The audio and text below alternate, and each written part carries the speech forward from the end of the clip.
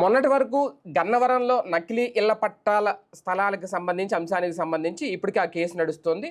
వంశీ గారు కూడా జైల్లో ఉన్నారు. ఇప్పుడు తాజాగా మచిలీపట్నంలో కూడా ఆ తరహానే. అయితే అది గతంలో తెలుగుదేశం పార్టీ హయాంలోనే జరిగిందని అనుకున్నారు కాబట్టి, లేదు జగన్మోహన్ రెడ్డి హయాంలో కూడా మచిలీపట్నంలో ఇలాంటి జరిగింది అనే అంశాన్ని ఇప్పుడు తెర మీదకు తీసుకొస్తున్నారా?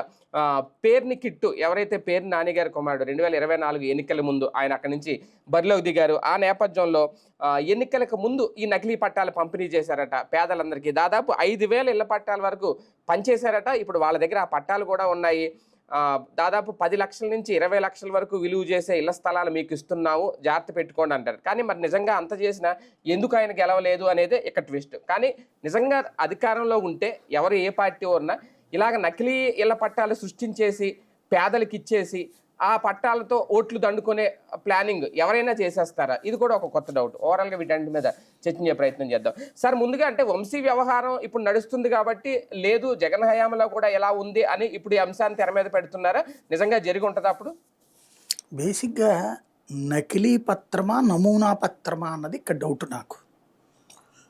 అప్పుడు వంశీ చేసిందైతే నకిలీ పట్టాలి, డైరెక్ట్గా ఎంఆర్ఓ సంతకాలతో. అవును, అదే పేరుని అనే వాళ్ళు కూడా చేస్తుంటే ఖచ్చితంగా తప్పు, నో డౌట్.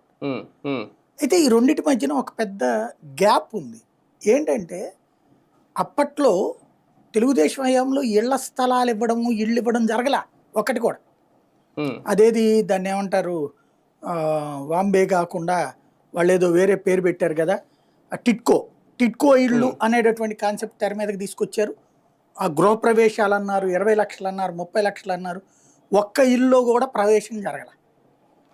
అందులో 70% పూర్తయినాయి, 80% పూర్తయినాయి. ఆ తర్వాత ఏదో స్టేట్మెంట్లు ఇచ్చారు కానీ 100% పూర్తయిపోయినాయి కూడా ఉన్నాయని. ఉంటే మరి ఎవడు ఎందుకు వెళ్ళలేదు? తర్వాతని జగన్ వచ్చాక అందులో కొన్ని ఇళ్ళని ఓకే చేశాడు. అది కూడా చాలా టైం తీసుకున్నాడు, నడిచింది. వాళ్ళైతే ఒక్క ఇల్లు కూడా చంద్రబాబు టైంలో గృహప్రవేశాలు అయితే దాదాపుగా చాలామంది చేత ఏమీ కట్టని చోట కూడా గృహప్రవేశాలు చేయించారు తప్పించి ఇళ్లల్లోకి వెళ్ళి ఉన్నది ఎవరూ లేదు అప్పుడు టిట్కో ఇళ్లలో. కాబట్టి అట్లాంటప్పుడు వంశీ లాంటి వాడు ఆ పని చేయడం అన్నటువంటిది అవసరం. ఏది అక్కడ ఉన్న వాళ్ళకి పట్టాలు ఇస్తున్నామని చెప్పి మోసం చేసి ఉండొచ్చు. అందులో అది తెలుగుదేశం ప్రభుత్వమే కదా. ఎందుకంటే చంద్రబాబు నాయుడు ఇండివిజువల్ స్థలాలు ఇవ్వడానికి ఇంట్రెస్ట్ చూపించారు ఎప్పుడు కూడా.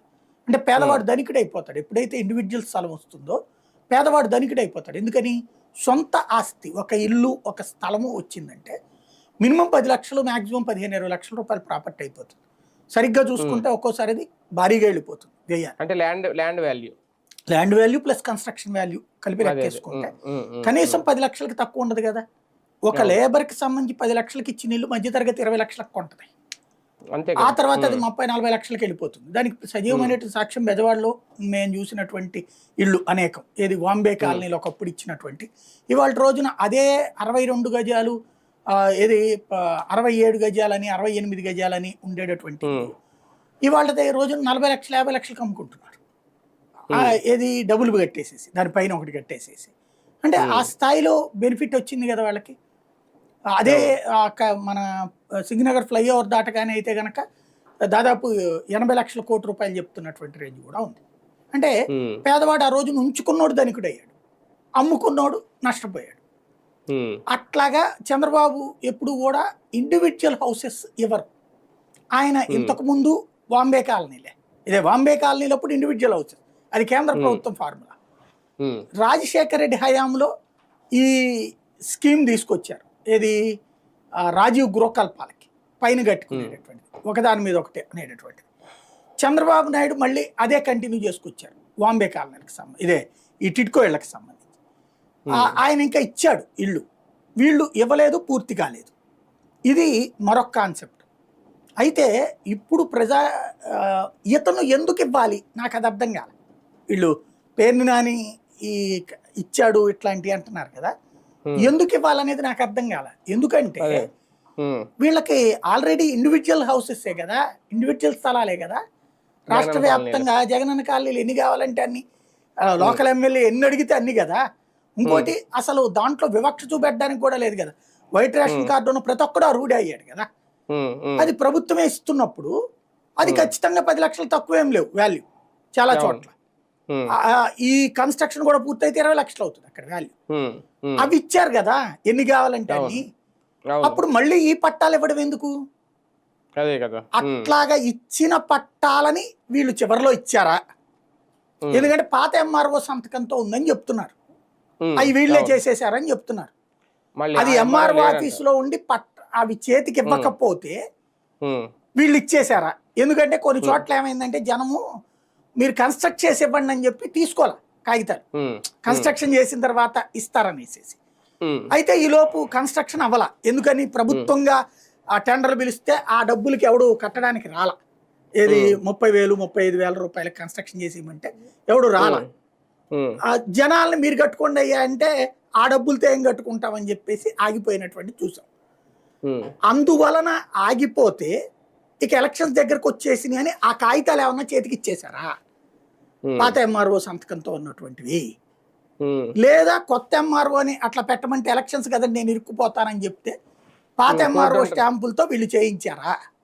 అంటే కోడ్ ఉంటది కదా ఎన్నికల. అదే అందుకని వీళ్ళు అట్లాగా చేశారా? బట్ యాక్చువల్ గా అది అధికారికంగా ఇవ్వదగ్గవని, అధికారికంగా ఇవ్వదగ్గ వాటి ఎందుకు ఆపినట్టు అనేది నాకు అర్థం కాదు. మళ్ళీ దొంగ ఇవ్వాల్సిన పని ఏంటి? ఎవరికి ఇవ్వాలి? అక్కడ అనర్హులైనటువంటి వాళ్ళకి ఇవ్వాలి. అంటే మిడిల్ క్లాస్ కాకుండా అబోవ్ మిడిల్ క్లాస్ వాళ్ళకి. ఎందుకు? మిడిల్ క్లాస్ కూడా వైట్ రేషన్ కార్డులు ఉన్నాయి, వాళ్ళకు కూడా దక్కేసినాయి ఇవి. సరే ఊరు మధ్యలో ఎవడో ఇప్పుడు విజయవాడలో టిట్కో ఇళ్ళు అంటే ఆ పాల ఫ్యాక్టరీ నుంచి వచ్చేటటువంటి ఫ్లైఓవర్కి దాటిన తర్వాతన ఆ సింగనగర్కి వెళ్ళేటప్పుడు రోడ్డు లోపలికి ఎక్కడికో ఉంటుంది. ఎక్కడైనా టిట్కో ఇళ్ళు ఊరి చివరనే కట్టారు. కాకపోతే జగన్ కడతంటే ఊరి చివరన అన్న వాళ్ళు ఇల్లు కట్టింది అంతే, ఊరి చివరనే. బాంబే కాలనీలు ఊరి చివర కాబట్టి ఊరి మధ్యలో ఇస్తాడా? అందులో అన్ని 100,000 ఇళ్ళు ఊరి మధ్యలో ఎట్లా కట్టిస్తారు? ఉన్న ఇళ్ళు అన్ని కూలగొట్టేవారు కట్టించిస్తారా? సాధ్యం కాదు.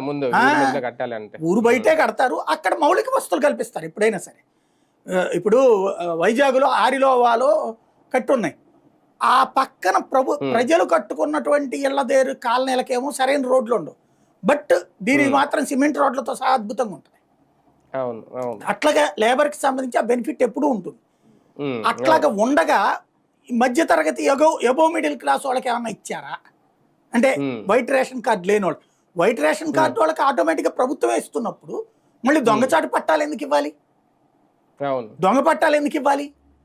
ప్రతి ఒక్క అర్హుడికి ఇవ్వమన్నారు కదా. అదే ప్రతి ఒక్కడికి ఇవ్వమని చెప్పారు కదా. ప్రతి ఒక్కడికి ఇవ్వమన్నప్పుడు మళ్ళీ దొంగ లెక్కలు ఎందుకు ఇవ్వడం అంటున్నా నేను అనేది అది. కాబట్టి అది స్పష్టత ఇవ్వాల్సింది నానిను వాళ్ళ అబ్బాయి. అదేంటి అనేటువంటి అంటే. కాకపోతే జగన్మోహన్ రెడ్డి గారు ఇచ్చింది మీరు అన్నట్టు ఊరి చివర ఒక కాలనీలా పెట్టించారు. ఇప్పుడు వీళ్ళు ఇచ్చిన పట్టాలు ఏంటంటే వీళ్ళు చెబుతున్నది ఇది అసలు రెవెన్యూ శాఖలో దానికి సంబంధించిన సర్వే నెంబర్లే లేవు, ఎక్కడో రోడ్డు పక్కన లేదంటే చెరువు గట్టు శ్మశానాలు ఇవన్నీ ఇట్లో వేసి ఇచ్చేసారు, బౌండరీలు వేసి అనేది. రేపు పొద్దున్న కూడా 5,000 మందికి ఇచ్చేసారట, మొత్తం 10,000 తయారు చేశారనేది. వాళ్ళు వాటిని ఆక్రమించుకుంటే పరిస్థితి ఏంటి అనేది వీళ్ళు రేట్ చేస్తున్న పాయింట్. ఈ దాంట్లో వాళ్ళ వార్తలోనే ఒక కన్ఫ్యూజన్ ఉంది. కాలవ గట్లు ఇప్పుడు ఫర్ ఎగ్జాంపుల్ విజయవాడలో కాలవ గట్టు మీదన బోలెడు ఇళ్ళు ఉంటాయి, అమెరికన్ హాస్పిటల్ ఉంటుంది కాలవ గట్టు పక్కన. లేకపోతే అదేదో ఇప్పుడు హోటల్ కట్టారు కదా 3 స్టార్ హోటల్, ఇదివరకు మహిళా పోలీస్ స్టేషన్ ఉండేది. ఎక్కడ ఎందుకు? Vijayawada municipal corporation guest house ఎక్కడ ఉంది? గెస్ట్ హౌస్ ఎక్కడ ఉంది? కాలువ గట్టే కదా ఉంది. సరే చంద్రబాబు గారు ఇల్లు అంటే పోనీ కృష్ణానది లోపల, అది వేరు. ఇంకా అది అంటలేదు పోనీ, సరే అది ఆయన కట్టించుకోలేదు, ఎవరో కట్టించారు కాబట్టి. కానీ విజయవాడలో అట్లా కాలువ గట్ల పక్కనే కదా ఉంది. కాలువ గట్లలో ఒక వెహికల్ వెళ్ళే లెవెల్లో ఉండకూడదు అన్నది రూలు. దాంట్లో భాగంగా ప్రవీణ్ ప్రకాష్ కమిషనర్గా చేసిన టైంలో, రజిత్ భార్గవ కమిషనర్గా చేసిన టైంలో విజయవాడలో కాలువగట్ల పక్కన ఉన్నటువంటి అన్ని ఖాళీ చేయించి, మీకు ఇప్పటికీ చూస్తారు గాంధీనగర్లో ఇప్పుడు ధర్నా చౌక్ ఉంది కదా, అదంతా కాలువగట్లు. ఒకప్పుడు రాధా టాకీస్ సెంటర్ అంటే వ్యభిచార గృహాలే ఎక్కువగా ఉండే కాలువగట్ల దగ్గర, కొన్ని 100 మంది నివసించేవాళ్ళు. అవన్నీ ఖాళీ చేయించి క్లీన్ చేయించి సింగనగర్ కట్టుకు పంపించేసేసి దాన్ని బాగు చేశారు. అట్లాగే టోటల్ కాలువగట్లని ఖాళీ చేయించారు. కానీ అవి ఏం చెయ్యాలి? ఇప్పుడున్న ఈ బందర్ రోడ్ల తరహాలో బలిసిన వాళ్ళకి ఇవ్వకూడదు. బలిసినోడికి మాత్రం కాలువగట్ల దగ్గర పెద్ద పెద్ద బిల్డింగ్లు కట్టుకోవచ్చా? ఇదే ఇక్కడ వచ్చేటప్పటికి లేబర్కి వచ్చి కరెక్టే, లేబర్ నీళ్ళు మురికి వెళ్తే ఏళ్ళై మరి మురికి నీళ్ళు కాలువలోకి కాకుండా ఏమన్నా పన్నీరు అవుతాయే ఏంది ఎవరిదైనా సరే. అట్లాగేమన్నా కట్టుంటే మనం చెప్పలేం. ఇంకోటి ఆ వార్తలో ఒక అయోమయం ఉంది. ఒకటి కాలువ గట్లు శ్మశానాలకి 2 రకాలు ఉంటుంది. ఉన్న శ్మశానాన్ని ఎవడు పగలగొట్టేవాడు, భవిష్యత్తులో శ్మశాన అవసరాల కోసమని స్థలం ఏదన్నా నోటిఫై చేస్తే అక్కడ శ్మశానం గనక ప్రిపేర్ చేయకపోతే దాన్ని క్యాన్సిల్ చేసి ఇచ్చేటటువంటివి ఉంటాయి. అట్లాంటిదా? ఎందుకంటే వీళ్ళు వార్తలో ఒక ప్రిజుడిస్తో రాశారు. ఆ వార్త చదివితే ప్రతి ఒక ఈర్ష్య, ద్వేషం, వైసీపీ మీద ఉన్న ద్వేషం, తెలుగుదేశం మీద ఉన్న ప్రేమ, అట్లాగే రెచ్చగొట్టే ధోరణితో రాశారు. కానీ ఆ పత్రికల్లో వార్తలు ఇదివరకు అయితే కనుక మనం రిలయబుల్గా అనుకునేవాళ్ళు. ఇప్పుడు ఆ నిజాయితీ చచ్చిపోయింది. కాబట్టి నేనేమంటానంటే 2వ వెర్షన్గా మనం ఖచ్చితంగా వాళ్ళిద్దరూ మాట్లాడింది వింటే ఒక స్పష్టత వస్తుంది. ఇవి ఒరిజినల్ పట్టాలేనా, లేకపోతే గనక నకిలీ పట్టాలా, లేదా నమూనా పట్టాలా? ఇప్పుడు ఫర్ ఎగ్జాంపుల్ మీకు వీళ్ళు 6 గ్యారంటీస్ అని ఇంటింటికి వెళ్ళి ఓ పేపర్ ఇచ్చి వచ్చారు. చంద్రబాబు గారి సంతకంతో ఇచ్చి వచ్చారు గ్యారంటీ. పవన్ కళ్యాణ్ చంద్రబాబు బొమ్మేసి ఇచ్చారు, గుర్తుంది కదా. ట్యాబ్ వెళ్ళి మీ ఇంట్లో మీ అబ్బాయి ఎంత, మీ అమ్మాయి ఎంత వయసు, నీ వయసు ఎంత, 50 ఏళ్ళ వాళ్ళు ఉన్నారా, మీకు అందరికీ తలా 4,000 పెన్షన్ వచ్చేద్ది. అట్లాగే మహిళగా నీకో పెన్షన్ వచ్చేద్ది, మీ అదే 1,500 రూపాయలు డబ్బులు వచ్చేస్తాయి. మీ అమ్మాయికి 18 దాటితే 1,500 వస్తుంది. చిన్నపిల్లగా ఉంటే కనుక స్కూల్ ఫీజు వస్తుంది 15,000 రూపాయలు. ఇది లెక్క చెప్పి వచ్చారు కదా. దానికి ప్రతి ఇంటికి ఒక గ్యారంటీ అని కాగితం రాసి ఇచ్చి వచ్చారు. అది కూడా చీటింగేగా, అంతే కదా. అలాంటిదా ఇది? అంటే ఈ కాగితాలు మీ దగ్గర పెట్టుకోండి, రేపు మేము వచ్చాక ఈ కాగితం పట్టుకొస్తే ఇస్తాం అనినే కదా గ్యారంటీ చెప్పింది. నేననేది ఇప్పుడు గ్యారంటీ మేము అధికారంలోకి వస్తే ఇస్తామని రాసి ఇచ్చి వచ్చారు. ఇది గ్యారంటీ అధికారంలోకి వచ్చి ఇవ్వలేదు. అట్లాగేమన్నా మేము వస్తే ఈ కాగితం తీసుకొస్తే అప్పుడు మేము ఇళ్ల పట్టా ఇస్తామన్నారు అనుకోండి, అది నమూనా పత్రం అవుతుంది, పాంప్లెట్ అవుతుంది. అంటే క్రమబద్ధీకరణ చేసిన ఇంటి స్థల పత్రం అని అయితే ఉంది దాని మీద, అంటే వీళ్ళు చూపించింది. మరి అదే అట్లయితే కనుక చీటింగ్ అవుతుంది. అదేంటనేటటువంటి క్రమబద్ధీకరణ అంటే ఇంకొక కోణం అయి ఉండాలి. 22A కిందన నిషేధంతో ఉన్నటువంటి ఇవి ఉన్నాయి కదా, గతంలో ఆక్రమించుకున్నటువంటి ప్రదేశాలు 20 ఏళ్ల పైబడినటువంటి వాళ్ళందరికీ ఇస్తామన్నారు కదా, అది చేస్తామన్నారు కదా, చేశారు కూడా కదా చాలా మందికి. క్రమబద్ధీకరణ చేసి అదేమో అది అయ్యి ఉండొచ్చు. మీరు చెప్పిన పదం చూస్తే కనుక క్రమబద్ధీకరణే కదా అది. అది పాత ఎంఆర్ఓ ఉన్నప్పుడు ఇచ్చుంటారు లిస్టు. ఈలోపు ఎంఆర్ఓ ట్రాన్స్ఫర్ అయ్యి కొత్త ఎంఆర్ఓ వచ్చేటప్పటికి పాత ఎంఆర్ఓ పేరుతో ఇచ్చి ఉండాలి. అప్పుడు అది నకిలీ బావు. పాత ఎంఆర్ఓ సంతకంతో చేశారు కాబట్టి నకిలీ అంటున్నారు, కానీ ఒరిజినల్ క్రమబద్ధీకరణ అవుతుంది. అదే క్రమబద్ధీకరణ అవుతుంది కదా. ఇప్పుడు అదే కదా మళ్ళీ వీళ్ళు వచ్చాక కూడా మేము కూడా దాన్ని ఎలవ్ చేస్తామని చెప్తున్నారు. కొద్ది రోజులు స్టే ఇచ్చాము కానీ ఎలవ్ చేస్తా ఉంటారు కదా. అంటే అప్పుడు మీరు చెప్పినట్టు కాలువగట్లు, శ్మశాన స్థలాలు ఇవన్నీ కూడా అయ్యి ఉండొచ్చు. అవేంటంటే ఎప్పుడో ఖాళీగా ప్రభుత్వ స్థలం దొరికితే చిన్న గుడిసేసుకుని ఆ గుడిసి నుంచి రేకుల నుంచి పెంకులు ఎయ్యి పన్ను కట్టడం బిగించేస్తారు.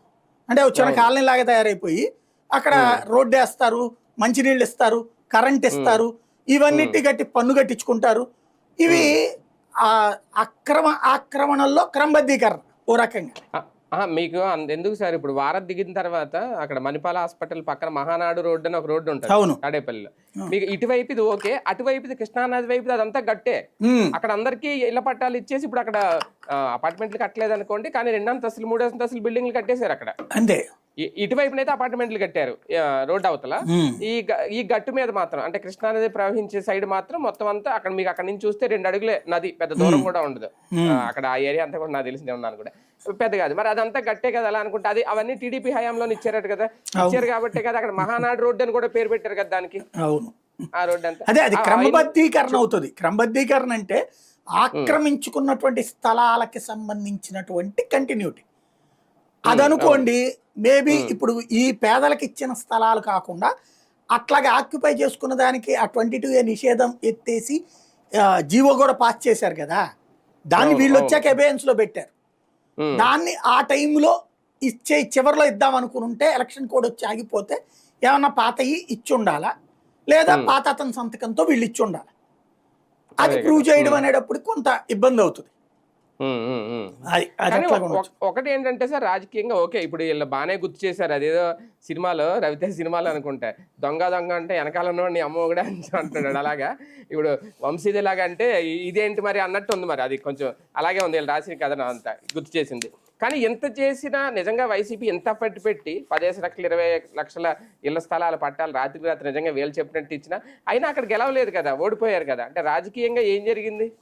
దాన్ని ఎవరు ఏం చెప్పలేము. ఎందుకంటే సంక్షేమం ఇవ్వని చంద్రబాబుని గెలిపించారు, ఇచ్చిన జగన్మోహన్ రెడ్డిని ఓడించారు. అట్లాగే ఏది స్ట్రీమ్ లైన్ చేసిన ప్రభుత్వ పాలన ఇంటి దగ్గరికి తెచ్చినోడిని ఓడించారు, దూరంగా పెట్టినోడిని గెలిపించారు. కాబట్టి దాన్ని ఎవరు ఏం చేయలేము. ఇక దాంట్లో కారణం ఇది స్పెసిఫిక్ గా అని చెప్పడానికి ఏం లేదు.